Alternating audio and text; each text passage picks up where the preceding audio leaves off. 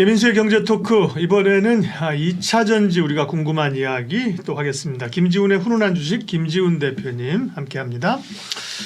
2차 전지는 이제나 저제나 올라오길 좀 기대하고 있는데 그렇죠? 바닥을 좀 다진 것 같으면서도 좀 뒷심이 부족하고 그죠? 그런 상황인데요. 최근에 수익률 현황이나 흐름이 어떤지부터 체크할까요? 네, 여전히 좀 많이 부진해서 네. 많은 분들이 좀 힘들어하실 것 같은데 사실은 이게 생각보다 예를 들어 리튬 가격 반등이 나온다든지 어떤 이제 실적에 대한 앞으로 개선 흐름이 나올 거나 호재가 나와도 호재가 주가에 이렇게 반영이 안 되고 악재 부분이 더 민감하게 반영하는 측면이 좀 있는 것 같고요.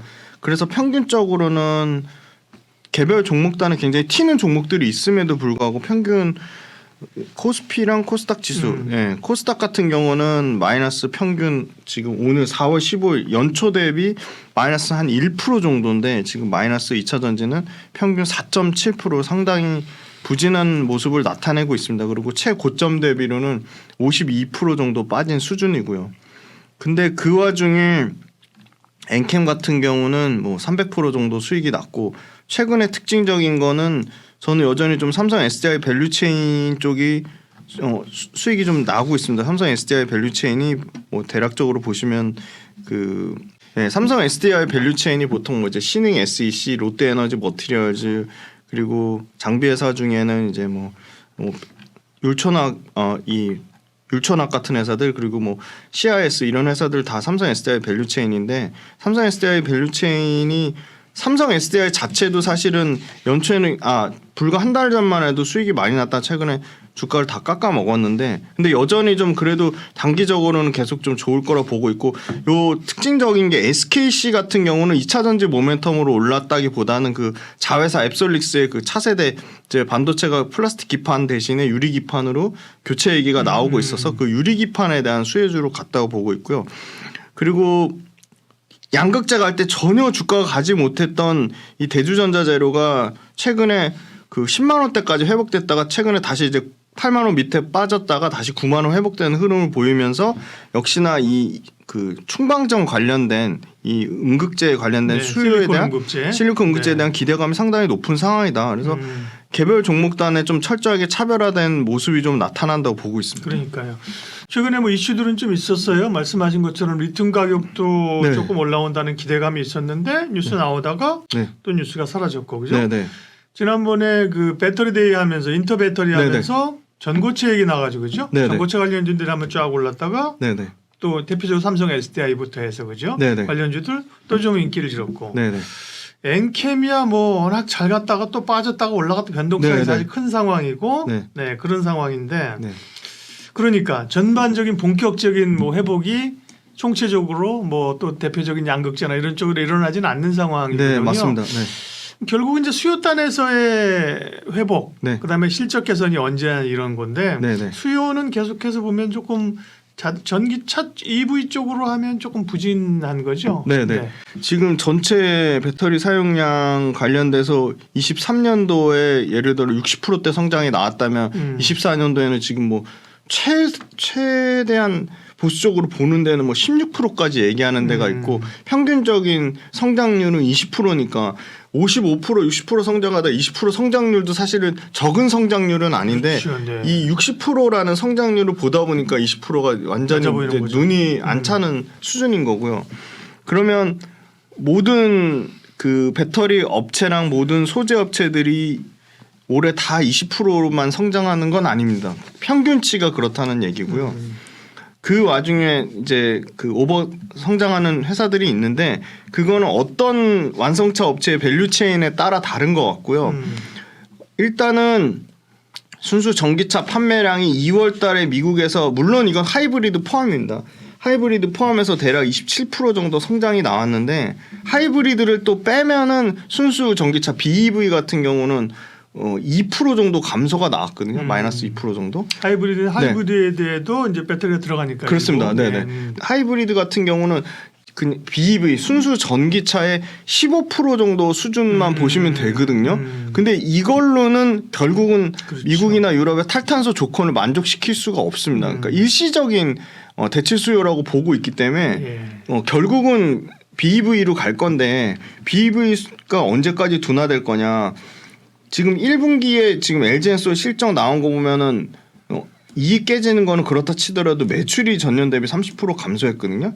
근데 LG엔솔의 역시 주력이 그 얼티엄 세일즈 GM 확장인데 2분기부터 소폭 가동률이 상승하면서 2분기에는 배터리 셀 업체들이 좀 그 개선되는 모습을 보일 거고 삼성 SDI도 지금 추정치는 LG엔솔보다 훨씬 선방하는 수준일 거지만 1분기가 실적이 삼성 SDI 기준으로는 매출은 대략 한 15% 정도 감소 예상하고 있거든요. 네. 그런데 그게 2분기부터는 감소가 아니라 YOY로 전년 대비로도 흑전을 예상하고 있으니까 2분기가 굉장히 중요한 포인트가 될 것 같고 양극재 업체들은 이미 4분기에 굉장히 그 충당금도 쌓고 악성 재고를 많이 털었기 때문에 지금의 리튬 가격 말씀 주신 대로 리튬 가격이 84.5까지 빠졌다가 110 찍고 지금 조금 내려와서 한 107, 109 이렇게 왔다 갔다 하는데 요 정도 수준만 유지되면 요게 반영되는 시기는 3개월 뒤니까 이제 4월, 5월에 요 정도 110 정도 유지가 되면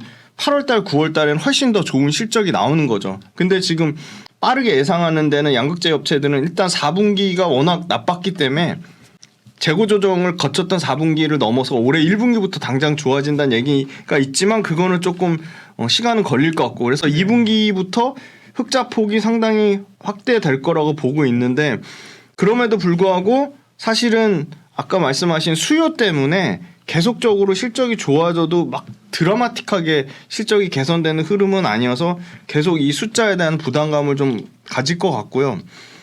밸류에이션이 극도로 낮았던 LG엔솔이나 뭐 SK 밸류체인보다 극도로 낮았던 삼성 SDI가 주가는 최근에 올라왔지만 여전히 워낙 싸기 때문에 뭐 PER로 기준하면 15배 미만입니다. 그러면 2차전지 뭐 CATL하고 BYD 포함한 업체들의 평균 전체 PER이 20배가 넘는 상황이거든요. 21배에서 23배 왔다 갔다 하는데 삼성 SDI가 15배인데 삼성 SDI는 아까 말씀드렸듯이 연초에 유일하게 SK온하고 LG엔솔이 올해 보수적이었다면 삼성 SDI는 6조에서 최대 7조 투자하거든요. 근데 7조 투자만 끝나는 게 아니고 인디애나에 있는 공장의 양산 스케줄을 앞당겼단 말이죠. 1년씩. 1차분이 원래 25년 양산인데 24년도로 땡겼고요. 2차분이 26년 양산인데 25년으로 땡겼고요. 그리고 실제 투자가 평균 그러니까 23년도 기준으로 보면 2조 5천억 정도 연평균 투자하다가 6조로 늘어났다는 건 100% 투자가 늘어난 거거든요. 그리고 삼성 SDI가 기존에 없었던 현대차라든지 다양한 완성차 밸류체인이 커지고 있어서 삼성 SDI가 좀 계속 주목받을 거고 1분기에 모든 회사들이 실적이 다 나쁘냐? 그건 전혀 아니고 지금 나노신소재랑 대주전자재료 같은 경우는 당장 1분기에 지금 어닝 서프라이즈를 예상을 하고 있습니다. 그래서 좀 철저하게 좀 차별화된 모습을 보일 거라고 예상하고 있습니다. 네. 그러니까요. 전체적으로 보면 이제 업황에 대한 호재와 악재가 좀 있고 실적은 지난번에 LG엔솔 실적에서 안 좋았는데 네. 대체적으로는 안 좋은데 양극재들은 그 가운데 또 차별화가 되고 있고 수급 상황은 어떤데요? 네, 맞습니다. 수급 상황을 보시면 네. 수급 상황도 너무 편차가 심한데요. 지금 일단 LG엔솔부터 먼저 말씀드리면 LG엔솔은 외국인 기관이 동시에 계속 팔고 있는 상황이고요. 최근에 지금 기관이 3일 요 매수가 들어왔는데 이게 연속적으로 이어질지는 좀 더 지켜봐야 되고요.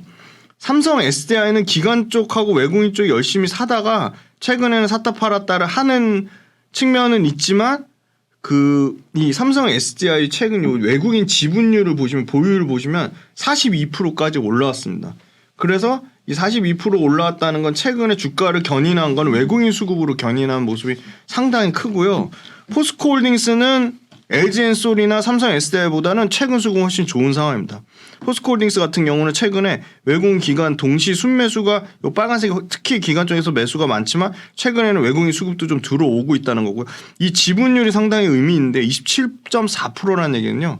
역대 최저 수준의 외국인 보유율입니다. 그래서 여기에 대한 좀 기대감을 가지고 있고요. 그다음 포스코 퓨체엠은 기관을 열심히 팔고 있는데 외국인이 열심히 사고 있는 상황인 거고요. 지금 30만 원이 깨진 가격대에서는 외국인도 좀 매력적으로 보고 있는 상황이고요. 최근에 이 대주전자 재료가 지금 외국인이 3, 4거래일 제외하고는 거의 10% 미만 지분율에서 14.3%까지 올라왔습니다. 그래서 종목별로 엄청나게 좀 차별화된 수급 현황을 보여주고 있다고 말씀드렸습니다. 네. 세일사 가운데는 삼성 SDI가 가장 주목을 그나마 받고 가장 있고요. 네, 그죠? 그렇습니다. 네. 실적도 그렇고 네. 또 전고체 그 모멘텀이나 네, 전고체 배터리 모멘텀도 뭐 갖고 있습니다. 설비 확대 그죠? 네. 미국에서 공장 짓는다 이런 네. 거고요. 네. 그러면 2차 전지 가운데 종목별로 차별화가 나타나는데 2차 전지 가운데서 매력적인 기업은 오늘 소개해 주실 기업은 어디예요? 네. 네, 저는 일단 실리콘 응급제가 가장 좀 현재 상황으로는 주가가 네. 빠질 때 덜 빠지고 올라올 때 가파르게 올라오는 거 보면 사실 실리콘 응급제가 제일 강합니다. 사실은 제일 강하고 조금 장기적으로 안정적으로 볼 수 있는 회사는 역시 삼성 SDI 밸류체인이지 않을까. 물론 대주전자재료 나노신소재는 앞으로 구조적으로 24년, 25년, 26년까지 성장할 거라고 봅니다. 근데 특히 대주 같은 경우는 단기간에 좀 주가가 올라온 측면이 있고요. 대주는 많이 말씀드려서 대주는 제가 1분기 실적 나오면 다음 달에 한번 업데이트를 드리고요. 네. 한 번도 말씀 안 드린 삼성 SDI 밸류체인 중에 소리 소문 없이 엄청나게 오른 회사가 필에너지라는 회사가 있습니다. 삼성 그 북미 인디애나 공장이 이미 1공장만 수주로 2,600억 이상을 받았고요. 지금 예상하는 건 2025년까지 내년까지 수주 1조를 기대를 하고 있습니다. 이게 뭐 어떤 회사냐면 레이저 노칭 장비 회사입니다. 레이저 노칭 장비. 근데 레이저 노칭 장비 하면은 D&T라는 회사를 많이 생각을 하실 텐데 D&T는 LG 에너지 솔루션 라인이고요. 이 필에너지는 완전히 삼성 SDI 주력 라인입니다. 그래서 레이저 노칭 장비가 결국은 기존에 있던 공장은 레이저 노칭 장비를 하려면 다른 거를 싹 다 갈아엎고 그 공장을 완전히 바꿔야 되기 때문에 힘든 상황이 있지만 앞으로 신규로 공장은 레이저 노칭 장비가 비싸더라도 바뀔 확률이 매우 높습니다. 그거는 철저하게 기술적인 이유도 있지만 효율성, 생산성 측면에서 일반 프레스 장비하고는 월등히 차이가 나기 때문입니다. 그래서 비싸도 레이저 노칭 장비가 굉장히 많이 커지는 상황인 거고요. 그리고 이 회사가 잘하는 거는 스태킹. 그러니까 분리막을 번갈아 가면서 양극과 음극 사이에 쌓는 거거든요. Z자 형태로 지그재그로 그 스태킹 장비를 레이저 노칭 장비랑 1+1으로 같이 고객사에 팝니다. 그럼 고객사 입장에서는 레이저 노칭 장비가 좀 비싸더라도 스태킹 장비랑 같이 하기 때문에 스태킹 장비 또한 지금 상당히 지금 그 전고체 배터리에 들어가는 울트라 하이 프레셔 이 스태킹 장비까지 지금 개발하고 있거든요. 전고체용으로도. 그래서 이 노칭 장비랑 스태킹 장비 1+1에 대한 굉장히 그 매력도를 느끼고 있고요. 그리고 비상장사 중에 그 와인딩 장비 권치기라고 하는 코엠이 상당히 주목받았는데 네. 삼성 SDI에 들어가는 권치기가 이 소위 말하는 와인딩 장비를 468용으로 개발했습니다. 이 회사가. 그래서 이 468 권치기 와인딩 장비 개발 완료한 거를 2024 인터배터리에서 필에너지가 신규로 처음으로 공개를 했고요. 그래서 권치기 하면 그 많이 비상장사가 그 코엠만 생각하시는데 4680 원통용 권치기를 회사 최초로 개발하면서 안전성, 성능, 충전 속도 다 했기 때문에 지금 권치기 같은 경우는 만들 수 있는 회사가 코엠하고 이 회사하고 두 군데 정도밖에 없습니다. 그래서 굉장히 기술 진입 장벽이 있는 거고 올해만 노칭 스태킹 장비 쪽 1+1으로 들어가는 것만 대략 2,500억 정도 매출 예상하니까 이 회사도 매출은 40% 50%씩 성장하는 그림으로 보고 있고요. 지금 최근에 국내 고객사 말고 그 노르웨이의 모로우라고 레이저 노칭 장비 파일럿 수주를 받았고 24년도 올해 또 기대하는 거는 유럽 쪽에서는 1등인 스웨덴의 노스볼트가 24년도 수주가 집중될 것으로 예상을 하고 있습니다. 그래서 지금 삼성 SDI 스텔란티스 공장이랑 GM 합작 공장, 헝가리 공장 이게 다 지금 조기 가동을 예상하고 있기 때문에 그럼 조기 가동 하려면 다 이거 4680 원통용 관련된 공장이거든요. 그러면 요거 관련돼서 들어가려면은 이미 세팅이 올해는 본격적으로 25년도 거 26년도 거 땡기려면 장비가 먼저 세팅이 돼야 되기 때문에 그 부분에 대해서는 상당히 이 필에너지가 그 기대감을 갖고 있고 그래서 회사가 자신 있게 우리 25년까지 수주 1조 예상하고 있다. 그렇게 밝힌 측면을 봤을 때는 삼성 SDI 밸류체인 중에 좀 잘 알려지지 않는 그리고 그 권치기라는 와인딩 4680 와인딩이라는 게 상당히 이게 기술적인 진입 장벽도 있고 할 수 있는 회사도 없기 때문에 그거에 대한 모멘텀을 충분히 받을 수 있는 회사로 보고 있습니다. 네.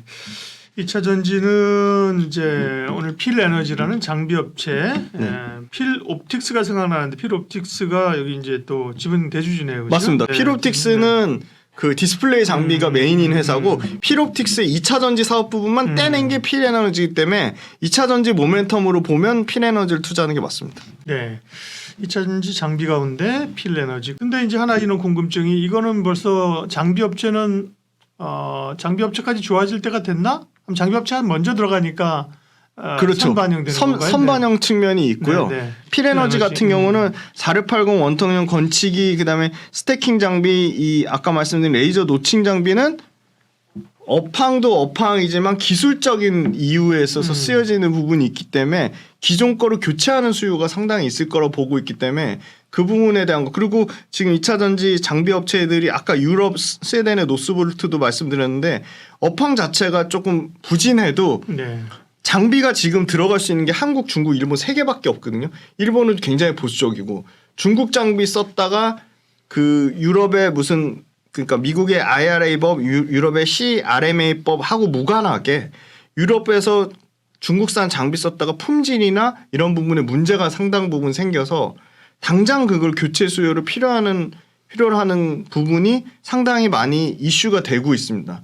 그래서 전체적인 업황이 다소 소강 국면에 있을지언정 기술적인 사유 그다음에 유럽에서 중국산 장비를 대체하는 수요 때문에 이런 부분이 상당히 이런 필에너지 같은 회사들이 특히나 그 3개 업체 중에 가장 공격적으로 하는 삼성 SDI의 핵심 장비 라인이기 때문에 조금 다른 관점으로 보는 게 맞지 않나 보고 있습니다. 네, 2차 전지 전반적인 상황하고요. 또 오늘은 그동안 말씀 안 하셨던 눈여겨볼 기업으로 장비 업체 필에너지를 말씀해 주셨습니다. 김지훈 대표님 함께했습니다. 고맙습니다. 감사합니다.